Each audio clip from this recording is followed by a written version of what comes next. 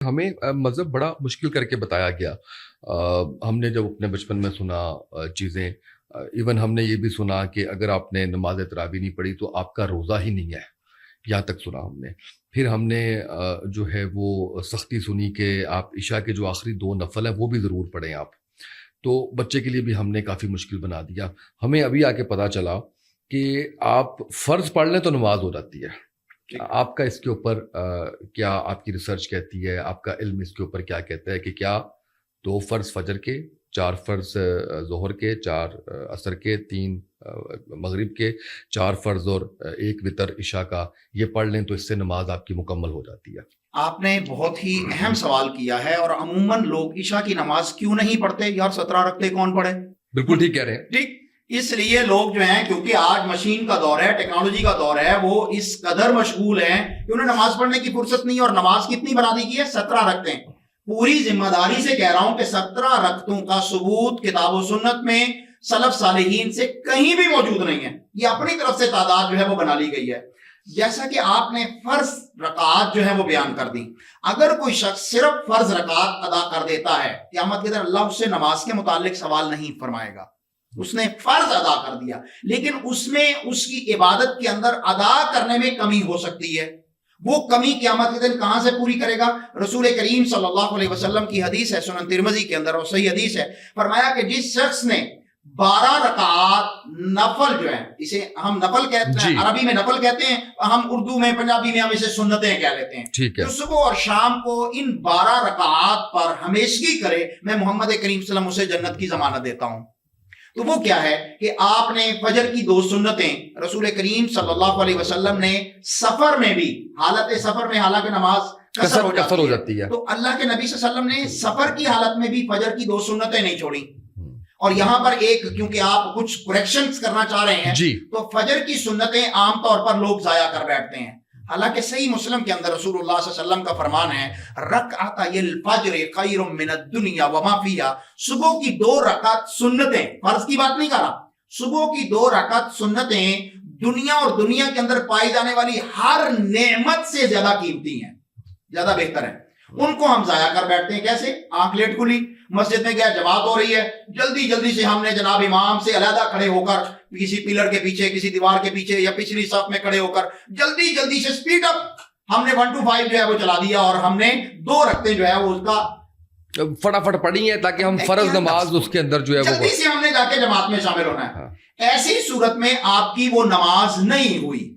رسول کریم صلی اللہ علیہ وسلم کی حدیث ہے صحیح مسلم کے اندر، سیدنا ابو ہریرہ رضی اللہ تعالیٰ عنہ بیان کرتے ہیں، اللہ کے رسول صلی اللہ علیہ وسلم نے فرمایا، اذا اقیمت الصلاۃ فلا صلاۃ الا المکتوبہ، جب فرض نماز کی اقامت کہہ دی جائے، تکبیر کہہ دی جائے، تو پھر کوئی نفل نماز نہیں ہو سکتی، کوئی نفل نماز نہیں ہو سکتی. اب جب رسول اللہ صلی اللہ علیہ وسلم نے اس کے نہ ہونے کی بات کر دی تو آپ اس نماز کو ضائع کر رہے ہیں. اب یہاں پر غلطی کیا ہے؟ لوگ سمجھتے کیا ہیں کہ اگر ہم نے فرض جماعت سے صبح کی 2 فرض جو رکعات ہیں، ان سے پہلے صبح کی 2 سنتیں نہ پڑھی تو پھر ہم کیا کریں گے؟ ہمیں جناب انتظار کرنا پڑے گا سورج نکلنے کا. سورج نکلنے کے بعد ہم یہ 2 رکعتیں پڑھیں گے تو ہم تو پہلے تھکے آ رہے ہیں اور دیگر بہت ساری مصروفیات ہیں، تو ہمارے پاس تو وہ ٹائم نہیں ہے، پھر اس لیے ہم پہلے دگڑ دگڑ کر لیتے ہیں. تو یہ نہیں ہے. رسول کریم صلی اللہ علیہ وسلم کے ایک صحابی، آپ کے ساتھ اس نے فجر کی نماز با جماعت ادا کی. جب نماز سے، سنن نبی داؤد کے اندر یہ حسن درجے کی یعنی صحیح حدیث ہے، اس نے سلام پھیرا نماز سے، نبی کریم صلی اللہ علیہ وسلم نے جب سلام پھیرا تو اس نے کھڑے ہو کر 2 رکعتیں اور پڑھ لی. رسول اللہ صلی اللہ علیہ وسلم نے فرمایا کہ تیرے لیے فجر کی 4 رکعتیں ہو گئی ہیں. اس نے کہا اللہ کے نبی صلی اللہ علیہ وسلم، میری پہلی جو 2 سنتیں تھیں نا وہ رہ گئی تھیں، تو میں نے سلام پھیرنے کے بعد ان کو ادا کر لیا. تو اللہ کے رسول صلی اللہ علیہ وسلم خاموش ہو گئے. بالکل ٹھیک. آپ نے اس کو روکا نہیں ہے، اس کو منع نہیں فرمایا. آپ کا خاموش ہو جانا بھی شریعت ہے. اسے حدیث تقریری کہتے ہیں کہ آپ کے سامنے کسی صحابی نے حالت ایمان میں کوئی عمل کیا ہے اور آپ اس پر راضی ہو گئے یا خاموش ہو گئے تو وہ شریعت بن گئی. اب اگر کسی صاحب کی، کسی بھائی کی صبح کی 2 سنتیں رہ جاتی ہیں اور وہ اس وقت میں آتا ہے کہ جماعت کھڑی ہے تو وہ جماعت میں شامل ہوگا، وہ 2 سنتیں نہیں پڑھے گا. جب نماز مکمل ہو جائے گی تو اس کے بعد 2 سنتیں پڑھ لے گا سورج نکلنے سے پہلے، تو اس کی نماز پوری ہو جائے گی.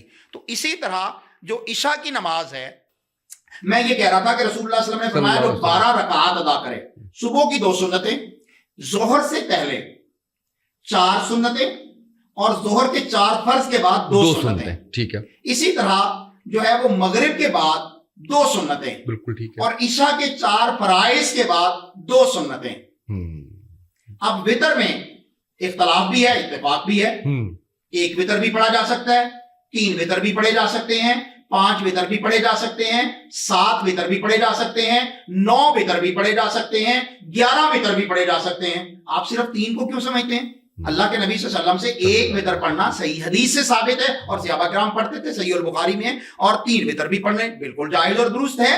तो नबी करीम सल्लल्लाहु अलैहि वसल्लम ने इतनी नमाज बयान फरमाई है। अब इन रकात को जो अदा कर लेता है वो नवाफिल जो अज़ाफी इबादत है उसका भी वो अजर और सवाब से मुस्तहिक हो जाता है। लेकिन यहां पर एक अहम बात करना चाहता हूं, दिन की नफली इबादत हो या रात की नफली इबादत हो, उसे 2-2 रकात करके सलाम फेर देना ये अफजल अमल है। रसूलुल्लाह सल्लल्लाहु अलैहि वसल्लम का फरमाना है सलातुल लैली मसना मसना, रात की नफली इबादत 2-2 रकात है, 4 रकात इकट्ठी नहीं पढ़ सकते। इसी तरह दिन की नमाज जो है वो जैसे कि फजर से जोहर से पहले जो है वो 4 सुन्नतें हैं, इन्हें भी 2 सुन्नतें करके पढ़ना और उस पर तशहुद बैठ के दुरूद शरीफ पढ़ के सलाम फेर देना ये अफजल अमल है। इनको 4 रकातें इकट्ठा पढ़ना ये जायज तो हो सकती है, लेकिन आप अफजलियत को छोड़ बैठते हैं। बिल्कुल। तो रसूलुल्लाह सल्लल्लाहु अलैहि वसल्लम का फरमान है सलातुन नहारी मसना मसना, दिन की नफली इबादत भी 2-2 रकात करके पढ़ना ये रसूलुल्लाह सल्लल्लाहु अलैहि वसल्लम का अमल है।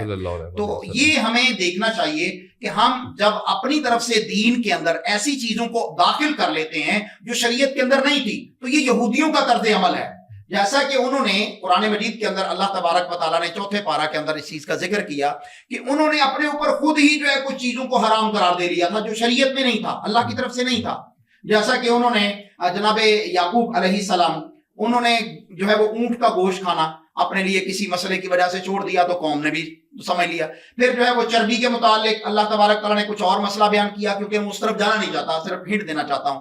तो नबी करीम सल्लल्लाहु अलैहि वसल्लम का खासा ये है व यदउ अन्हुम इसरहुम वल अगलाल अल्लती कानत अलैहिम, मोहम्मद करीम सल्लल्लाहु अलैहि वसल्लम अपनी उम्मत से जो साबका उम्मतों के ऊपर पड़े हुए बोझ थे वो उतारते थे, आसानियां पैदा करते थे। इसीलिए सही और बुखारी की हदीस है, अल्लाह के रसूल सल्लल्लाहु अलैहि वसल्लम ने फरमाया यस्सिरु वला तुअस्सिरु, आसानी पैदा करो मुश्किलात मत पैदा करो, बश्शिरु वला तुनफ्फिरु, खुशखबरी दिया करो नफरतें ना फैलाया करो, वकुनु इबादिल्लाहि इख्वाना, और अल्लाह के बंदे बनकर आपस में भाई भाई बन के रहो। तो शरीयत ने आपके लिए बहुत ही आसानियां रखी हैं, तो हम उन आसानियों को जो शरीयत के पैरामीटर्स के अंदर है, एक है मेरी मर्जी से, एक है आपकी मर्जी से, नथिंग भाई वो शरीयत नहीं है। वो मेरी विश हो सकती है, आपकी हो सकती है, XYZ किसी की हो सकती है। जो अल्लाह तबारक व तआला ने हमें आसानियां दी हैं, अगर कोई इंसान मुसलमान उन पर अमल पैरा होता है तो रब्बुल आलमीन उसमें खुश होता है।